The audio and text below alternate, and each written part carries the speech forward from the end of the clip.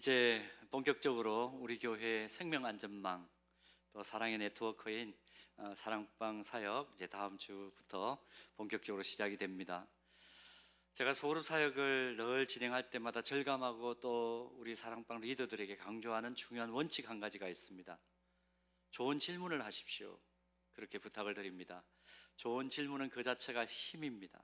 정말 칭찬받을 만한 소그룹 인도자, 사랑방 리더는 대답을 잘해주는 사람이 아니라 질문을 잘하는 분이세요.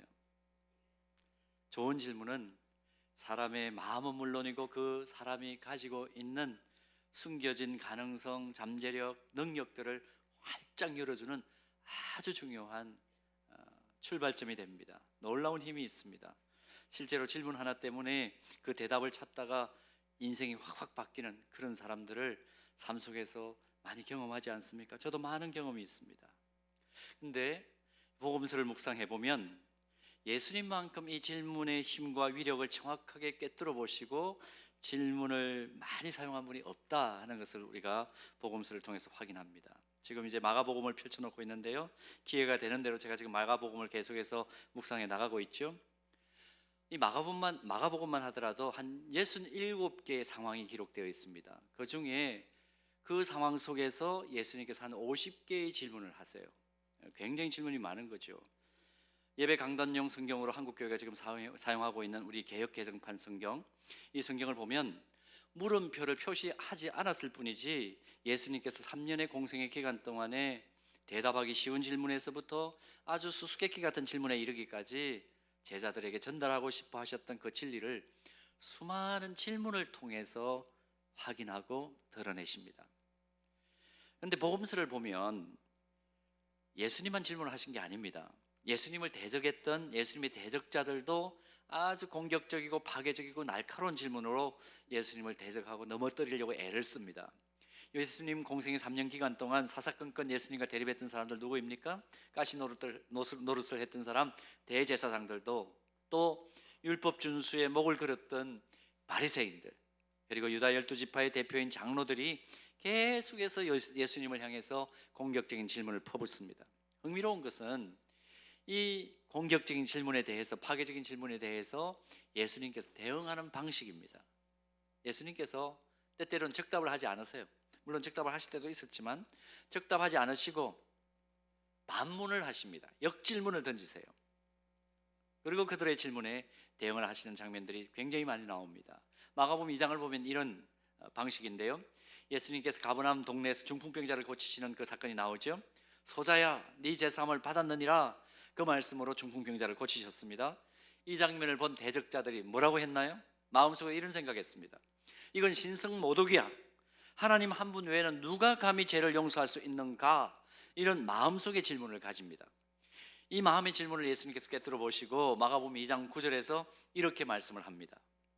중풍병자에게 내 제사함을 받았느니라 하는 말과 일어나 내 상을 가지고 걸어가라 하는 말 중에 어느 것이 쉽겠느냐? 질문을 던지세요. 어느 것이 쉽겠느냐? 또 요한의 제자들과 바리새인들이 금식하는 그날에 대적자들이 예수님께 이런 질문을 던집니다. 다른 사람들은 다 금식하는데 왜 당신의 제자들은 금식하지 않습니까? 이런 질문을 던지죠. 또 안식일날 제자들과 함께 밀밭으로 지나가시는데 이 제자들이 사고뭉치들이에요. 이삭을 잘라가지고 먹죠. 그걸 본 대적자들이 또 질문합니다. 왜 안식일날 하지 못할 일을 이 제자들이 하는가? 이런 질문을 던집니다. 이 모든 질문에 대해서 예수님께서 뭐라고 대답하셨나요? 다윗 왕도 과거에 자신과 함께 했던 사람들과 배가 고팠을 때 제사장 외에는 먹지 못할 그 진설병을 먹었던 거 너희들 기억하지 못하느냐? 질문을 하세요. 질문으로 대적하는 자들에게 역질문으로, 반문으로 대응하시고 꼭 교훈하시고 싶으신 내용과 하나님 백성들이 깨달아야 할 진리를 밝혀주시는 분을 복음서에서 발견합니다. 오늘 본문도 이런 맥락에서 이해할 수 있습니다. 그동안 성전 제사를 빌미로 이권을 챙기고 기득권을 누리고 있던 대제사장과 서기관들, 또 성전 제사 종사자들이 우리가 읽었던 본문 앞에 보면 예수님께서 성전에 들어가셔서 상을 둘러 엎으시죠. 이런 상황 속에 예수님을 향해서 대적자들이 질문을 합니다. 그게 오늘 이제 본문의 내용인데요. 아마 질문하는 대적자들의 마음속에는 자신들이 그동안 휘둘렀던 힘과 권세를 다 빼앗길 것 같다는 불안감이 엄습했을 것 같아요. 뭐라고 질문을 합니까? 또 예수님은 어떻게 대답을 하셨나요? 그게 오늘 본문에 기록된 내용입니다. 대적자들은 질문을 하는데 예수님을 없애버려야 되겠다, 아주 파괴적인 질문을 하죠. 근데 그 반면에 예수님은 또 다른 목적과 의도를 가지고 질문으로 그들의 질문에 대답을 해 주십니다. 그래서 오늘 본문을 통해서 이 두 종류의 질문, 예수님의 대적자들이 던진 질문과 또 예수님의 질문을 우리가 살펴보면서 어떻게 복음의 진리를 깨달아야 할 것인가, 어떻게 신앙생활을 가야 할 것인가를 함께 나누기를 원합니다. 자, 먼저 첫 번째로 대적자들의 파괴적인 질문을 한번 살펴볼까요? 본문 28절 한번 보십시오. 이르되 무슨 권위로 이런 일을 하느냐? 누가 이런 일할 권위를 주었느냐? 파괴적인 질문입니다. 지금 이 질문을 하는 사람들 누구입니까? 유대인 공동체 최고 의결기관인 산헤드린 공회 구성원들, 당대 최고의 권위를 가졌던 사람들입니다. 산헤드린 공회는 함께 둘러앉는다, 그런 의미를 가진 그리스어 산헤드리온이라는 말에서 나온 말입니다.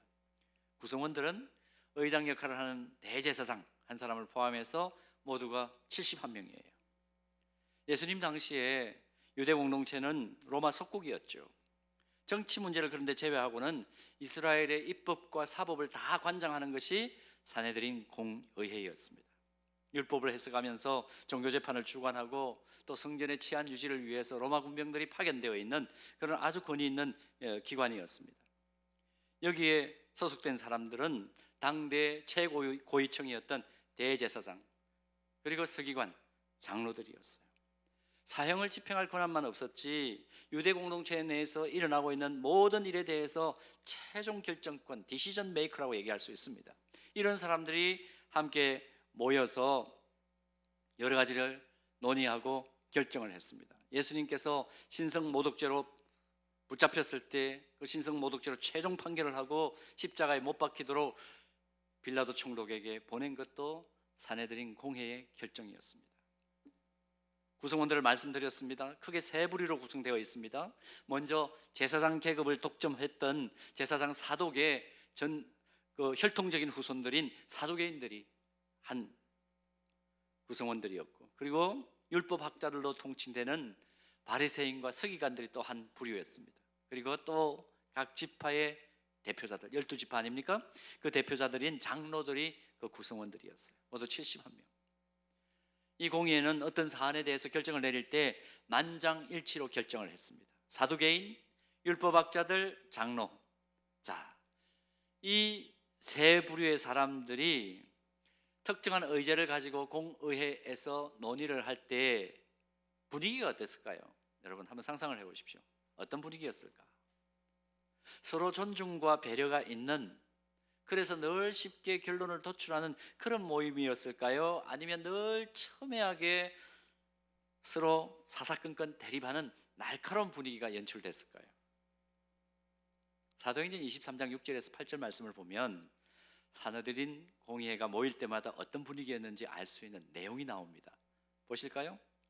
바울이 그중 일부는 사두개인이요 다른 일부는 바리새인인 줄 알고 공회에서 외쳐가로되 여러분 형제들아, 나는 바리새인이요 또 바리새인의 아들이라 죽은 자의 소망 곧 부활로 말미암아 내가 신문을 받노라. 7절 중요합니다.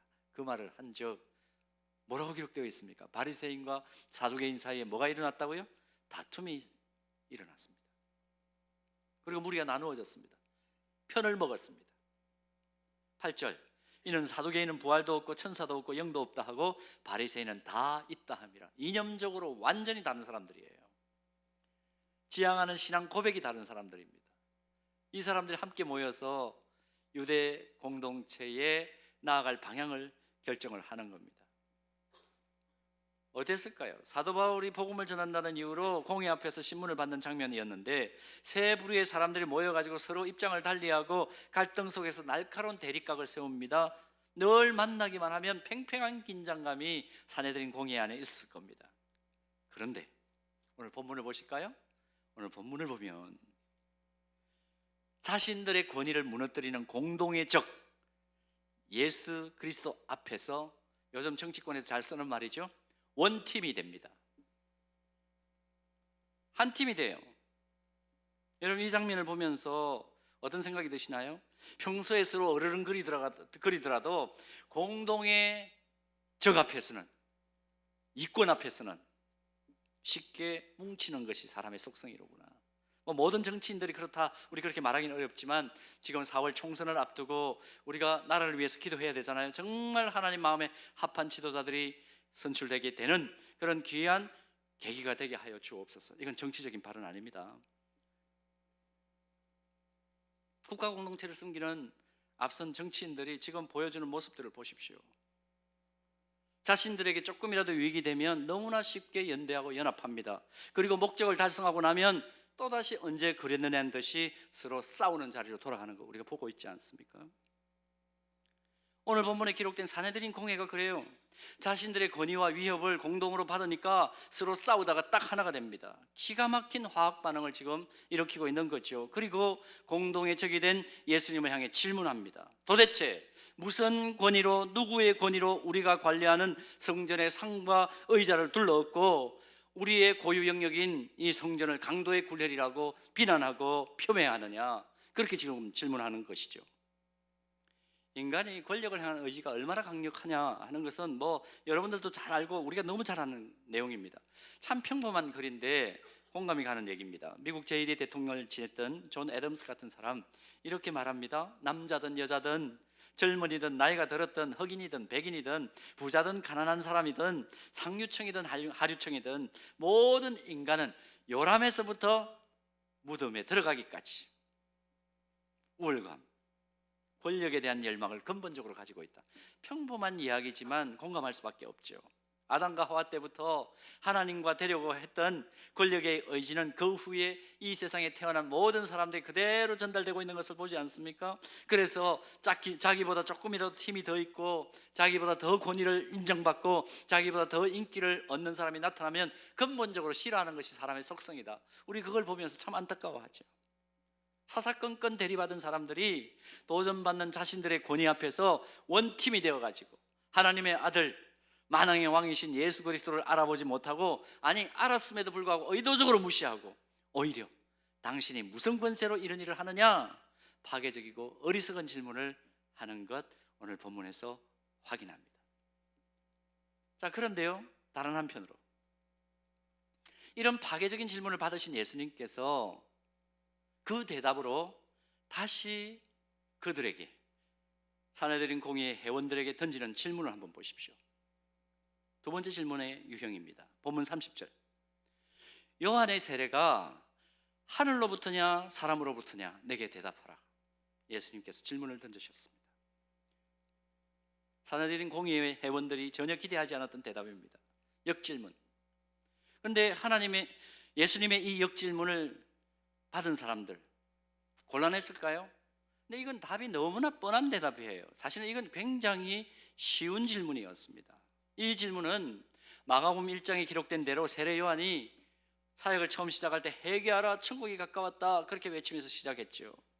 그 공식적인 사역을 세례 요한이 시작한 그때부터 세례 요한이 어떤 삶을 살았고 했던 일이 뭔가를 조금이라도 아는 사람이면 누구나 쉽게 대답할 수 있는 질문이었어요. 세례 요한이 요단강에서 세례를 베풀 때에 온 유대 사람들이 그에게 나와서 세례를 받았지 않습니까? 세례 요한이 행하는 모든 사역이 하나님께서 보내신 선지자의 사역이다, 그것을 유대 백성 모두가 인정했기 때문에 와서 세례를 받은 거예요.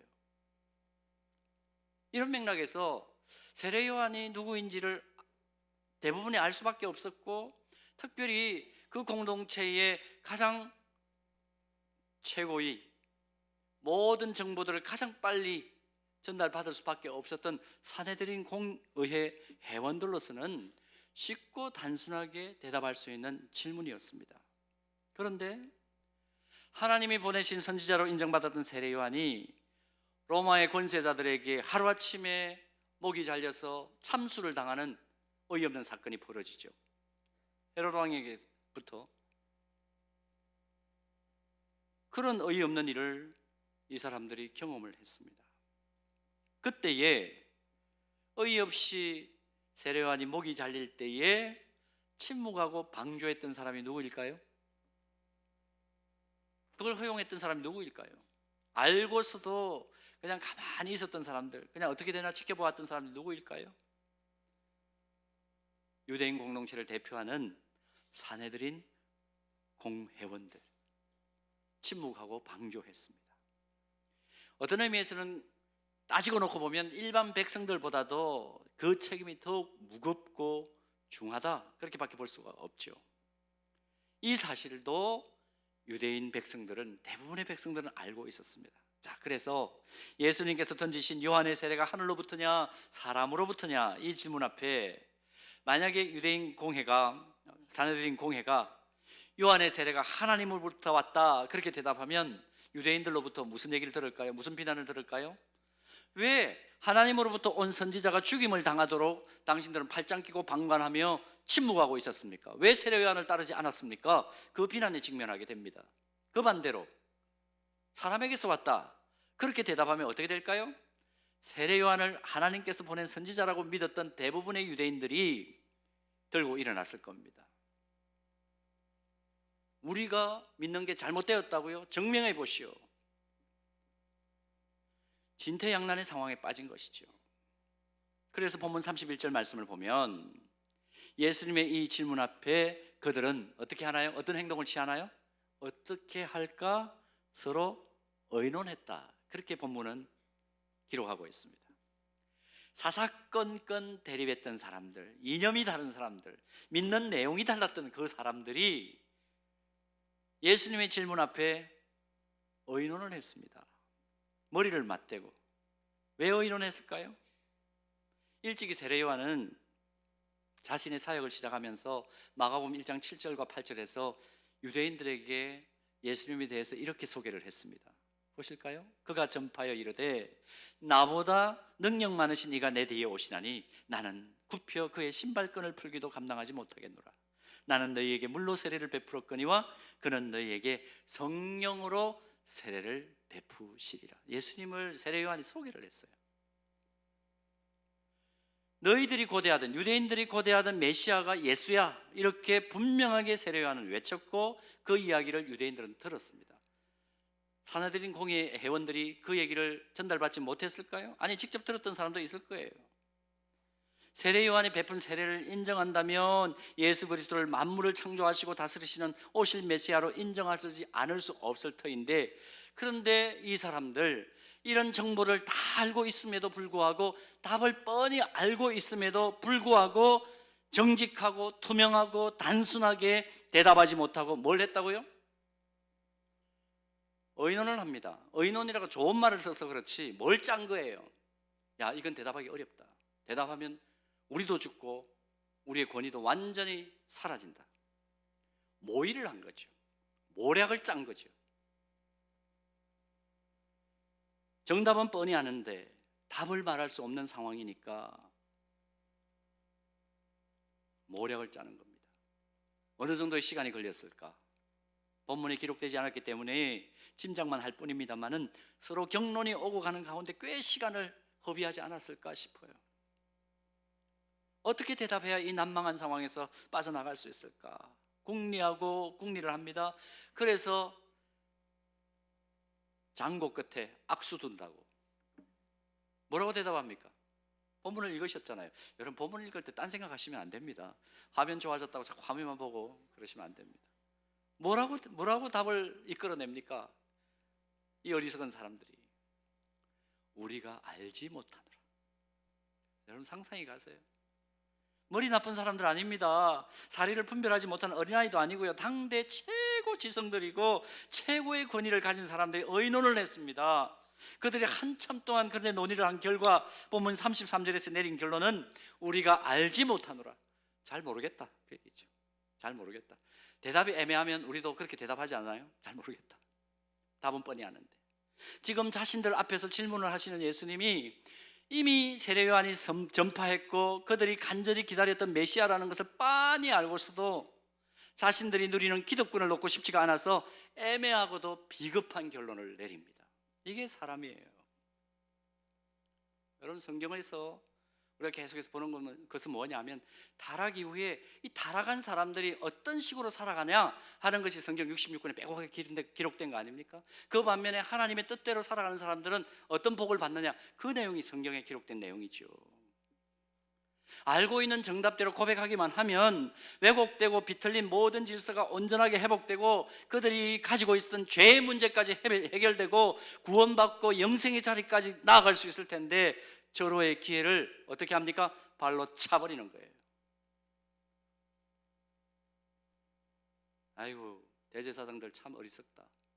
혹시 그렇게 생각하고 나는 아니라고 생각하시나요? 여러분, 잘 한번 자기를 돌아보시기를 바랍니다. 오늘 본문에 기록된 이 말씀을 묵상하면서 깨닫는 것이 있습니다. 신앙생활은 뭔가? 주님의 질문 앞에 성경 말씀, 생명의 말씀이 우리에게 질문하는 것에 대해서 대답해 나가는 과정이 신앙생활이에요. 본문의 저는 맥락을 보면 예수님께서 대적자들의 질문에 대해서 다시 질문을 하신 이유는 이들과 어그러졌던 관계의 회복을 원하셨던 겁니다. 그들이 처한 영적인 현주소를 깨닫고 예수님이 누구이신지를 좀 간절하게 알기를 원해서 여유를 주신 거죠. 생각할 여유를 주신 거죠. 그래서 질문을 합니다. 자, 성경 66권 잠깐 말씀드렸습니다만은 이런 맥락에서 저는 성경을 하나님께서 우리에게 하시는 질문의 책이라고 해도 과언이 아니라고 봅니다. 가장 먼저 창세기 3장 열어보십시오.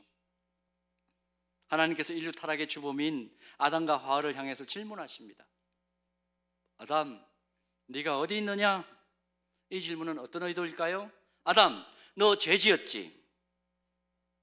너 내 눈앞에 나타나기만 하면 이젠 파멸이야, 끝이야. 그런 의도로 하나님께서 질문하셨을까요? 아니요. 묵상해 보십시오. 하나님께서 아담을 적결 처분하지 않으시고 아담을 향해서 네가 어디 있느냐 질문하셨습니다. 질문을 하셨다는 것은 뭐라는 거예요? 대답할 시간을 기다린다는 거죠. 하나님께서 시간을 벌어주세요.